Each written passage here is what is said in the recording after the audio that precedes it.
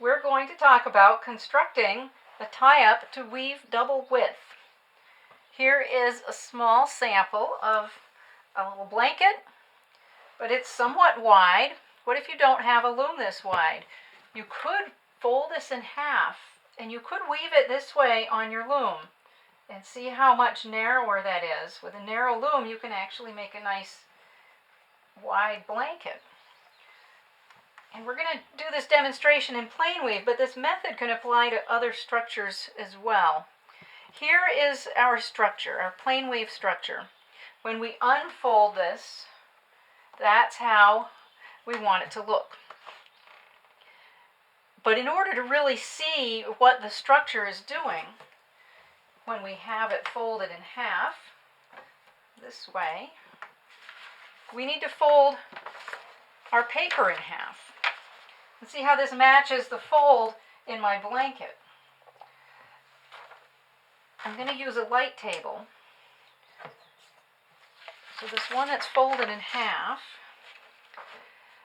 I need to actually see what the back side is. The back side of the fabric when it's unfolded, but when you fold it, it's like, what does this side look like here? And I've already started to fill in. See where these white, you see the white squares. If you flip a piece of fabric over, all the threads that were up are now down and vice versa. So you would need to draw out the structure upside down, as it were. You don't need a light table to do this. You can do it up against a window, but that would have been awkward in this film. And this could get boring if I spend too much time doing this while you're waiting. So I've actually prepared another piece here where I've done this. And so here we have the top layer, but then there's the bottom layer. I have my threading here, my treadling, and the tie-up. And so this is our model and our key in order to figure out the tie-up for the whole thing here. And I've given you a blank worksheet. Before we look at this, let's take a look at the blanket sample here. And think about the path of the shuttle. If this pencil were my shuttle, I'd start on the right-hand side and I'd throw the shuttle across the top. And then the next throw on treadle 2 would come across the bottom. Then it would turn this selvage. Treadle 3 would come back across the bottom. And then treadle 4 would come back across the top. And then you start the sequence again. Treadle 1, 2, 3, 4. In this blank sheet that I've given you in the PDF that accompanies this video, so you can practice, you can see here treadle 1 is the top, treadle 2 is the bottom, 3 is back across the bottom, 4 is back across the top. And the threading, you can just alternate. Top thread, bottom thread, top thread, bottom thread. So that's for you to play with and practice on your own. But now let's go right to figuring out how to make a tie-up for the top layer.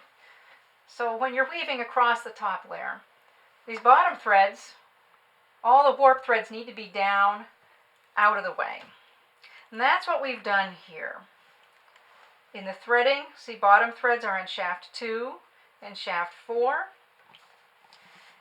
And the weaving for the top layer is done on treadles 1 and 4. And so we have shaft 2 and 4 and 2 and 4 pulled down out of the way on these top layer treadles 1 and 4. And the solid red that I have here designates the lowered thread. So this is a lowered warp thread on shaft 2 and a lowered warp thread on shaft 4. All the bottom layer threads are pulled down to weave the top layer, and that's what these solid red squares are showing. We need to add one more thing to the tie-up because our bottom threads are out of the way, but we still have to weave plain weave with the ones that are left, these top ones. So for that, we're going to look at our key here. We're working at the top layer, and here it says treadle 1 is tied to shaft 1. And so what does that look like? Treadle 1 tied to shaft 1. So see, I've added to my base up here, I've added this T in the upper right hand corner, treadle 1 to shaft 1. The top layer is weaving part of its plain weave there. The treadle 4, what do we need to add to that? We look over here. Treadle 4 is tied to shaft 3. So we need to add shaft 3 to treadle 4. See, that's where I have the T. So those are our top layer treadle tie-ups. Let's take a look at weaving the bottom layer. And I didn't point out in the previous sheet, but up here I've highlighted in black the bottom layer. In the previous sheet I highlighted the top layer, just so we can see what we're really talking about here. So this is the bottom layer. Treadles 2 and 3. That means I need to look at my bottom layer. And this is a sinking shed tie-up, so it only talks about what you're pulling down. We don't need to worry about the top layer as long as we don't pull any of those down. They're going to be up and out of the way. So we're just simply figuring out what we need to pull down to weave the bottom layer. We look in our key, it says treadle 2 is going to be pulling down shaft 2. So treadle 2 is pulling down shaft 2. And here it says treadle 3 is pulling down shaft 4. So treadle 3 pulling down shaft 4. We take a look at what those threads are actually doing, and this shows the pattern in which those threads are being pulled down to weave that bottom layer. Bring them both together, the top layer and the bottom layer, and we have our complete tie-up. And so we can notice again, these filled areas are simply pulling the bottom layer out of the way in order to weave that top layer plain weave.